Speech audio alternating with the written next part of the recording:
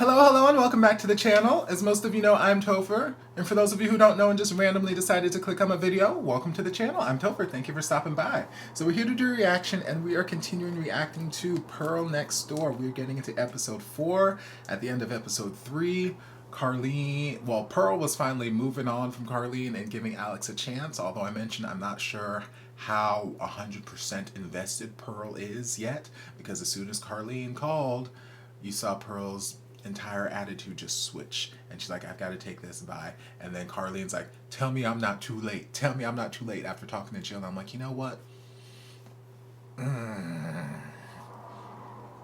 giving me feelings right now. I got all kinds of feelings. So we're gonna dive in and see where this goes. Please tell me I'm not too late. Late for what? Pearl, you know what I'm talking about. No. Come on. Late for what?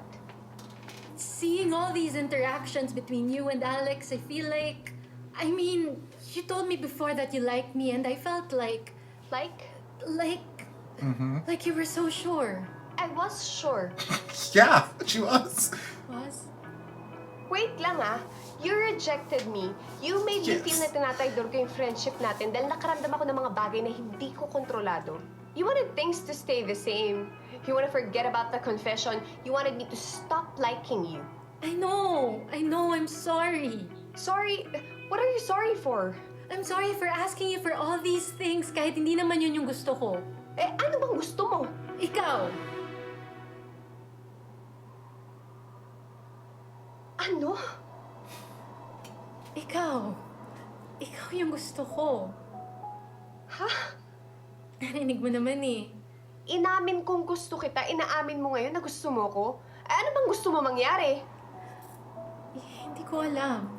So, binabawi mo yung pambabasted mo sa akin, pero also you're not committed to anything? Wow!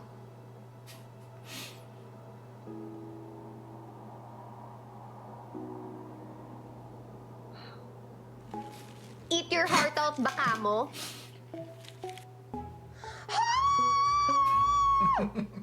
Oh my gosh, Girl, I feel it. And this one, I swear, once I started reading this, I could not put it down. I cannot wait to send all of these to you. By the way, Wednesday, I was thinking we could have a movie night. You can pick the movie if you like. Tagalog. Okay. Hey, is everything okay? She is so far out somewhere else. Katula. Ha? Sorry. Movie date? Yep. Ikaw lang pumili ng movie. Okay, well, let me think.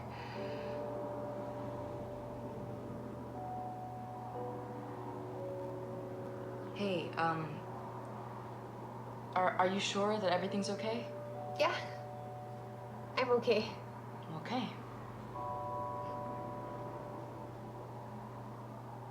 Oh, the fundraiser. Tuloy tayo, ah. Uy, oo, game. Actually, sabihan mo lang ako kung anong kailangan kong gawin. Si Fonzie nayaya ko na rin, he's willing to help. Whatever you need, I'm your girl. I mean... No, I know what you meant, but... Okay, Gav. A girl can dream, can't she? Don't ruin it. Sirha?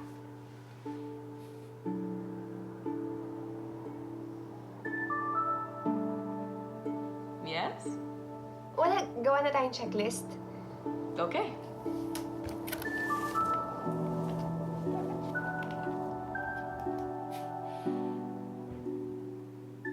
Hoy, Perlita. Not to be an Alex stan, ha? Pero sana naman gawa na ng paraan ni Karlene yung sinabi niyang may gusto siya sa'yo. Ano yun, nag-drop lang siya ng bomba tapos hindi niya paninindigan? Rok ba?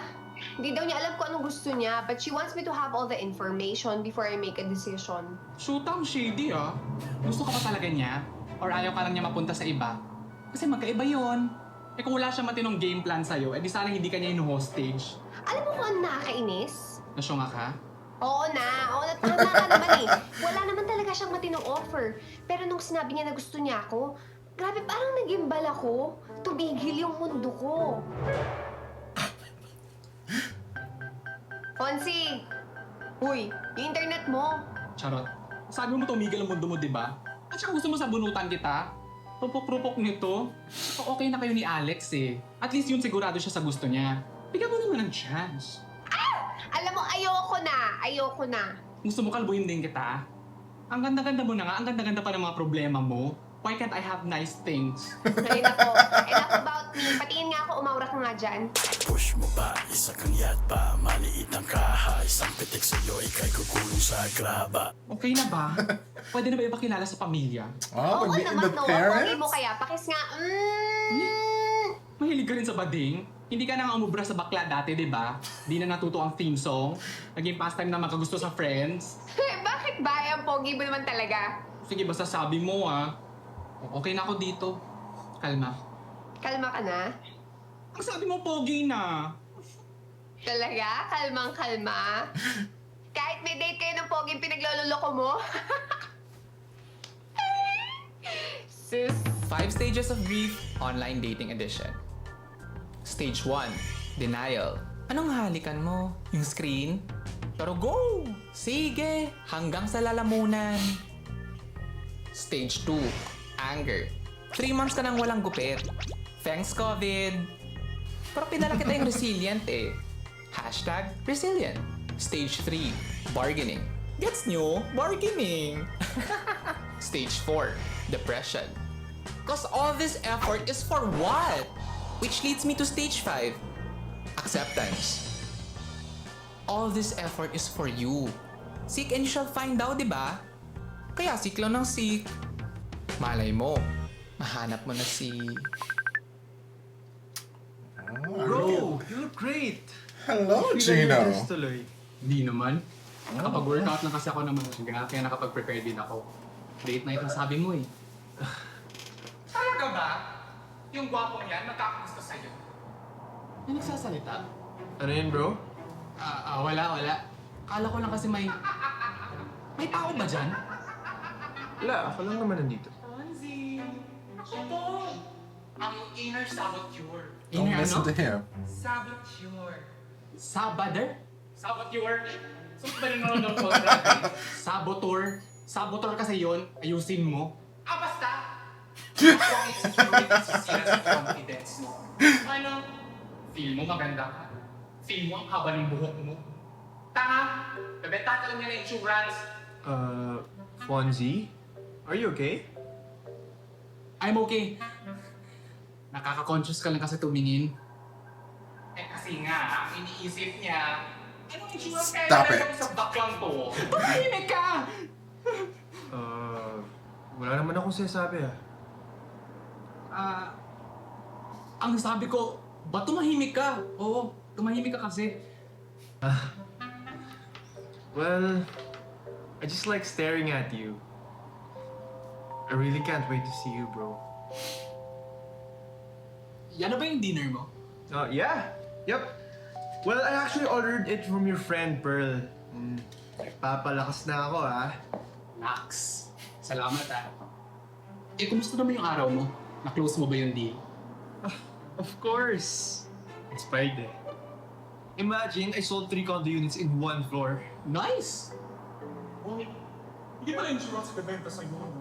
Kondo pala! Kondo! Hindi ka pa talaga titigil? Titigil saan? Sa work! Oo, sa work. Kasi sobrang hardworking mo eh. Tigil-tigil din minsan. Baka magkasakit ka. Ang sweet mo talaga, ano? Bro? Yo! Yo! My thoughts exactly. Sa bakita! I just want to tell you something. Ano yun? Okay. So, we might be meeting earlier than we planned kasi a big client wants me to fly there next week. So, ayun, if you want lang, you think you can stay with me while I'm there? Yeah, works. Sakpa na ka yours. Sorry, what was that? Ang sabi ko, that's good to hear, bro. Oh, okay. I-send mo na lang sa akin yung final schedule para naman makapag-check-in na tayo.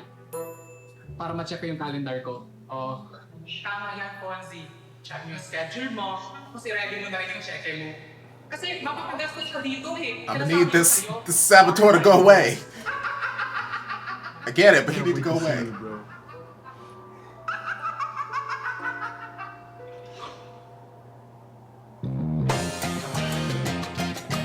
Don't let him ruin this meeting. Curl, and in this channel, I talk about all the things that I love. Like makeup, fashion, food, relationships, and yes, sex.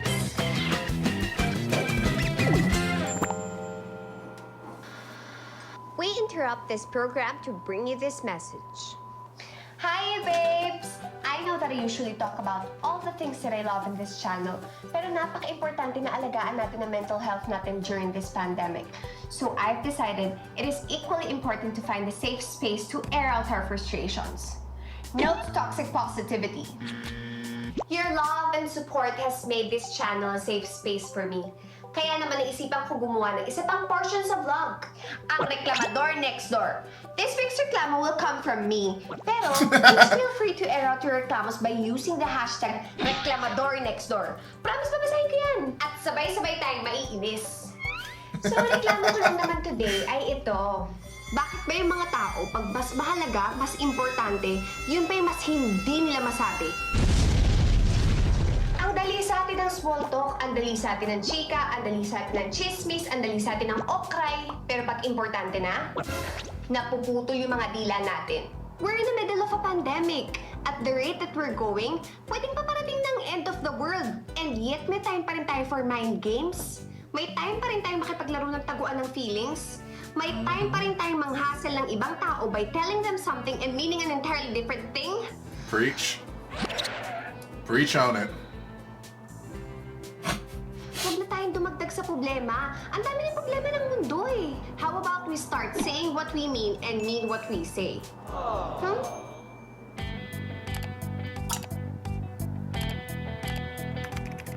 Gusto ko lang naman tumulong sa secret project, pero nakakagulo yata ako.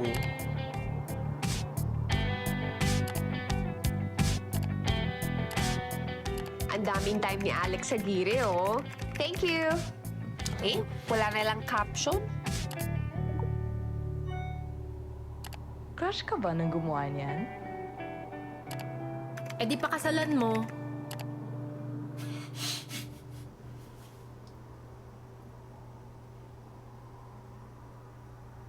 Okay ka lang?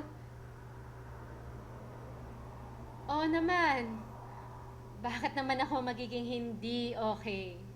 Okay. Play ko na yung workout video, ah. Bakit? Iniisip mo hindi ako okay? Ha? Hindi. Pero kasi... Kasi ano? Ha? Wala, kinakamusta lang talaga kita. Play ko na yung workout video natin. Ah, okay. Okay. Okay ako. Okay. Okay. Okay. Ako din. Okay din ako. Mukha namang okay na okay ka. Ha? Yung photos mo ng girlfriend mo, mukhang sobrang okay kayo. Ha? Tinatamad na ako mag-workout. Karlene! Karlene, bumalik ka dito. Ano ba? Isa!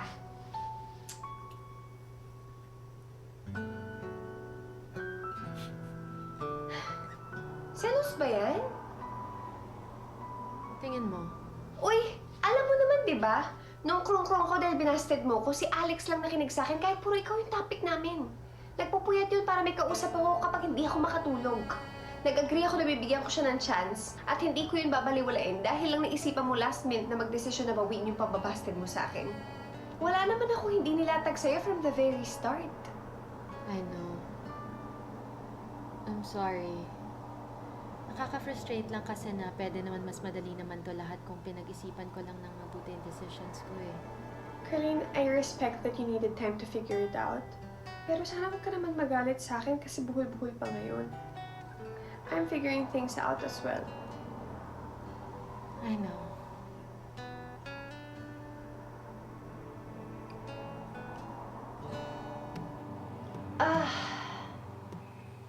Wag na tayo bumalik sa Manila. Kasi mas masaya dito eh. Salt in the air, sand in my hair. Ano pang kakailanganin natin? Kailangan natin magdesisyon. Huwag mong sirain. Stay in the moment. Sa East lang to, walang decision making. Walang love life. walang tinik sa puso. At higit sa lahat, walang pagpapanggap na kailangan aminin.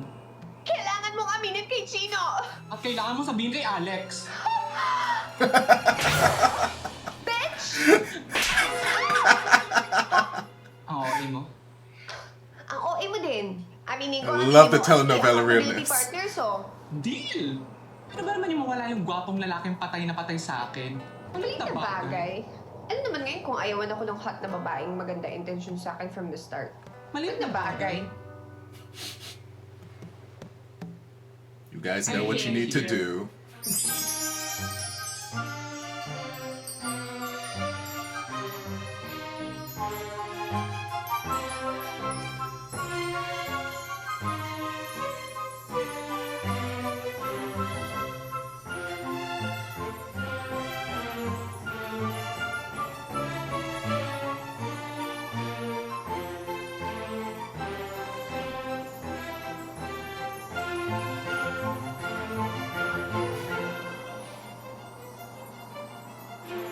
Okay.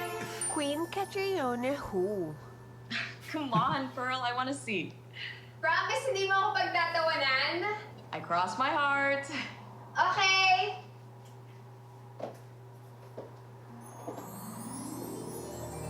This dress, though. Come on, sheer bottom with the legs. Yes! And Alex just fell in love all over again.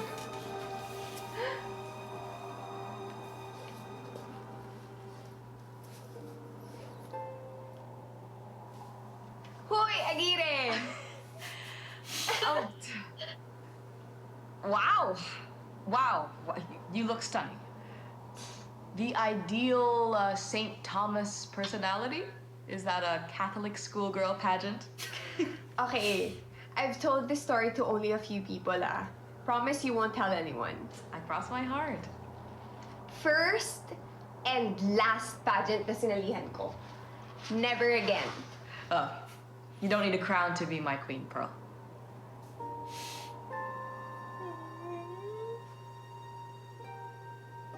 Alex, Uy.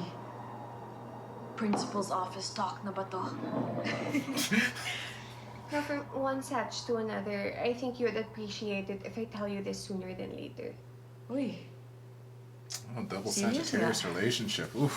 It's about Karlene. Oh, what about her?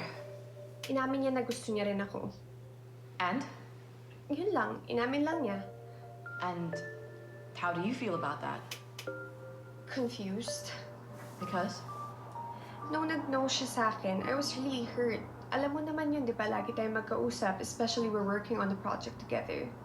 And these past few weeks, I was really having a good time with you. And I've accepted the fact that she only sees me as a friend. But This changes everything. So are you two together, or? no. Di pa nga niya alam kung ano gusto niya eh. Well, what do you want, Pearl? Because, well, I still want you. But thank you. Thank you so much for letting me know all of this. I really appreciate your honesty. I really, really do.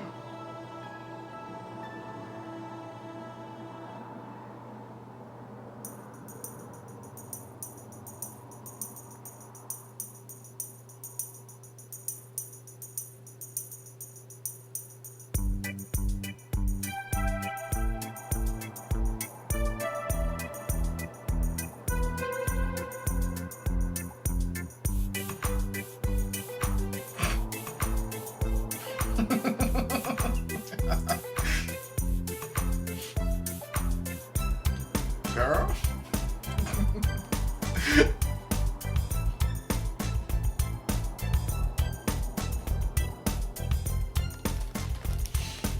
How beautiful. Thank you, it is. Alex. Thank you, Karlene. Ciao. Let two men try to fight over me by sending me gifts and food. Ciao.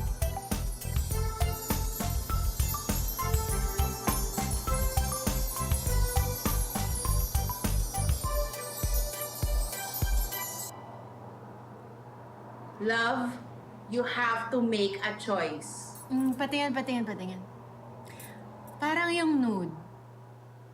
O yung baby pink. Pero parang bagay din yung nasa.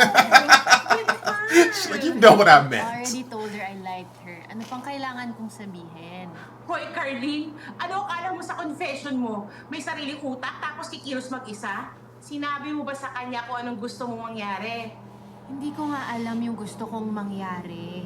Love, sumugod ka sa gera nang di mo alam kung anong gusto mo? Hindi ako natutuwa ah.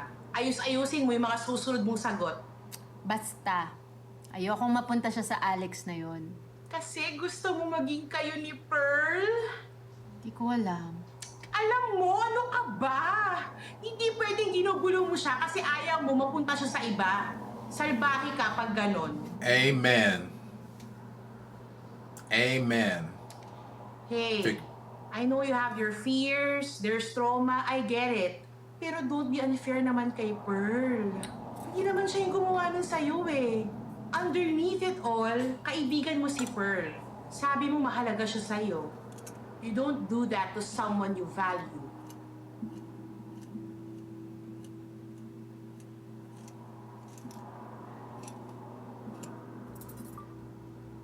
Hi! Hi, Pearl. Child, Hi. she gone? Basta. Oy, miss na kita. Miss na kita. Busy ka kasi lagi dyan sa epal na patay sa'yo. Siya na lang kausap mo lagi. Paano ako? Mga 80% ng araw ko, nagsiselos lang ako. Tapos yung 20%, kukunwari akong di nagsiselos. Alam mo kasi, Pearl, yung mga ex ko, dumaan lang sila. Tapos ako, binibigay ko naman lahat. Pati Okay, to, buddy. binibigay ko sa kanila. Tapos, alam mo, hobby nila. Jumuan ng lalaki after. kasi, lumalabas. Para lang akong face. Para lang akong experiment. Yung last experiment nila bago nila ma-realize na, ay, sorry, di pala ako lesbian. Tapos ayun, iwanan nila ako kasi masaya na sila. Alam ko naman na hindi mo kasalanan kung bakit ako natatakot ngayon eh. Ang mahirap kasi doon. Gusto kita. Kasi gusto kita. Gusto ko hawakan yung kamay mo. Dal mo. Gusto ko i-kiss kita bigla. Gusto ko yung katawan ko laging nakapulupot sa'yo. Gusto ko yun lagi. Gusto ko yun lahat. Pero yung gusto ko, ako lang. Please.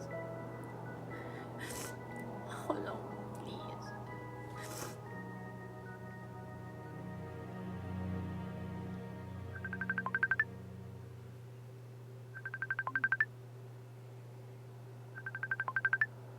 Hoy, Mayora!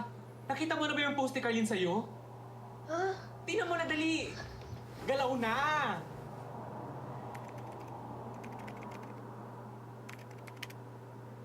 Hi, Pearl. Oh, child, she posted for the public to see. Babe. Ooh, child. Basta.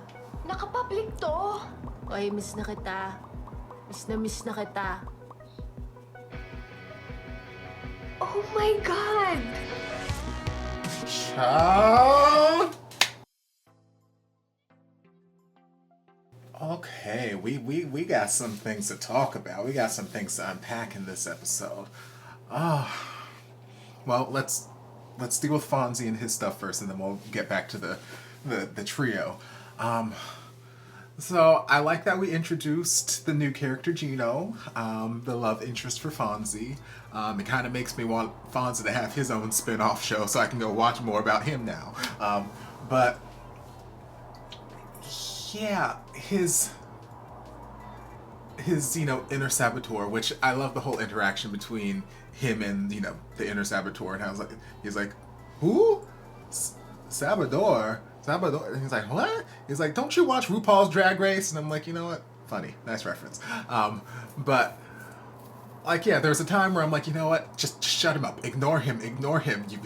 But I get it, because we all have that little devil angel, on our shoulder at times when, things are going really, really well, and, we're just waiting for the other shoe to drop. We're waiting for, just whoever this person is that we're interested to lose interest, or we're waiting for what's the catch? What's the catch? Where's this going? So I get it, but Gino, who's very cute, by the way. How you doing, Gino? I look forward to seeing more of you in this series.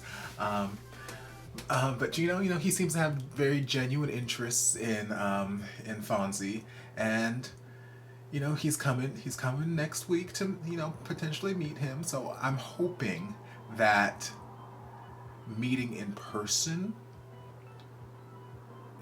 just Gino's interactions with Fonzie in person, will be able to quell those fears that he has in his head, be able to just like reassure him that, hey, this guy actually does genuinely have an interest. Like, yes, this romance is still new, still budding. We don't know where it's gonna go. Maybe it'll last, maybe it won't, who knows.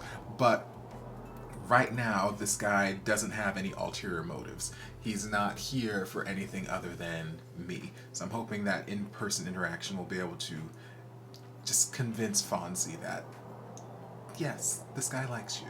You don't have anything to worry about. He likes you. So just calm down. Calm your ass down.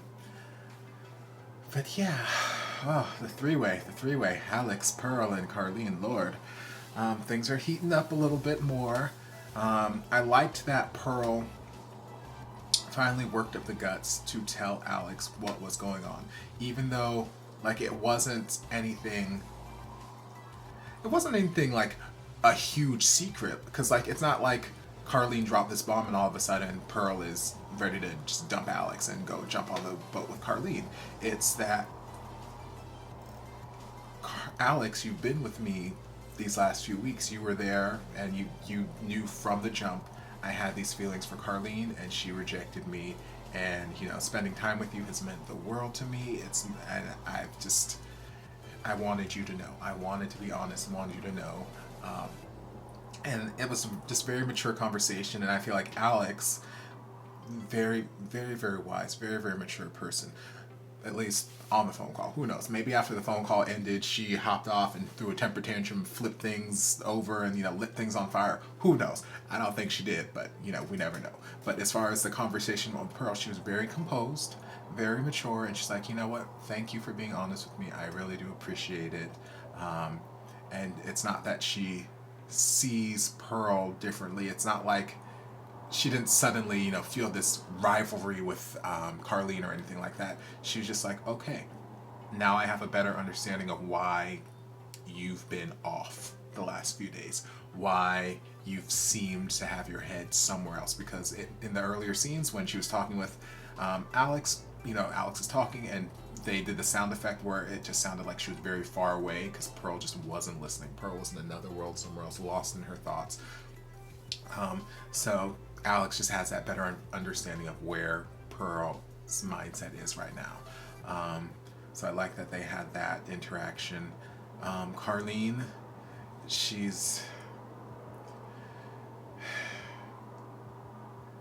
still figuring out what it is she wants. She's getting in touch with, I feel like she's been so out of touch with her feelings for so long that it took this person that she really does like, that she didn't really consciously know that she liked. Like, subconsciously, yes, she knew she really liked this person, she's really attracted to Pearl, but consciously she's like, she's just my really good friend, blah blah blah. It took potentially losing her to someone else, and then some play interference from Jill to be like, hey, figure out what's going on inside your heart. Get back in touch and figure out what the hell's going on in there, because you can't show up to battle without a plan. You can't show up to battle without ammunition. Like, you can't just drop a bomb on Pearl and say, hey, I have feelings for you, whatnot. Like Jill said, like, you can't confuse Pearl just because you don't want her to be with someone else. It's not right. It's not a right thing to do. So if you have genuine feelings and you want to be with her, okay, figure out what it is you want and then proceed. But don't just do this for the sake of, because you don't want to see her with somebody else. Like, we don't play that game.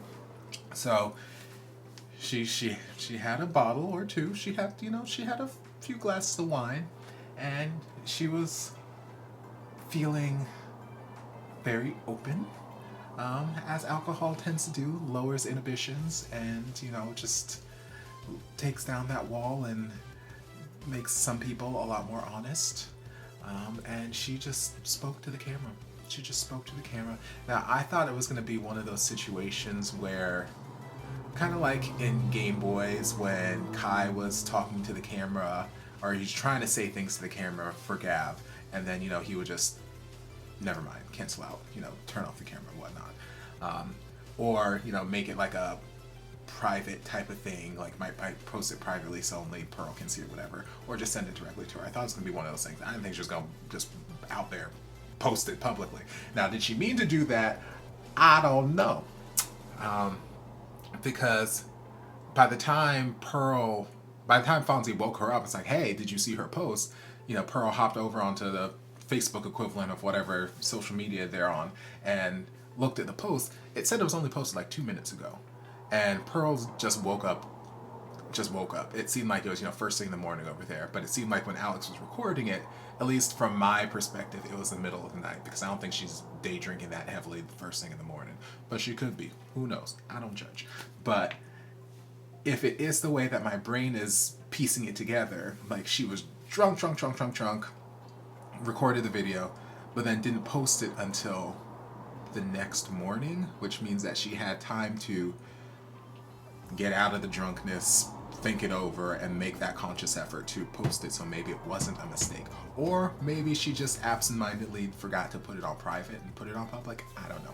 I don't know what Karlene's mindset was there, but it's all out there now. It's all out there in the open because she was speaking very, very honestly. Like I said, alcohol lowers your inhibitions, and she was just speaking from her heart, speaking about her hurt, speaking about past relationships and, things we've touched on already. She didn't want to be another experiment. She didn't want to be another springboard into, the next person. Because, child, heaven knows. I have not been through this exact same situation, obviously. But, I've been in situations where, there a lot of broken people, a lot of broken men tend to find their way into my life, and I don't know what it is, but somehow I always get tasked with healing, fixing. It's just what I do. But I heal these broken men, and I make them better and happy and ready for the next person.